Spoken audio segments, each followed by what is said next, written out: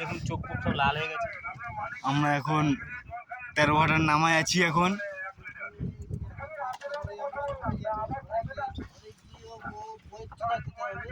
অবশ্যই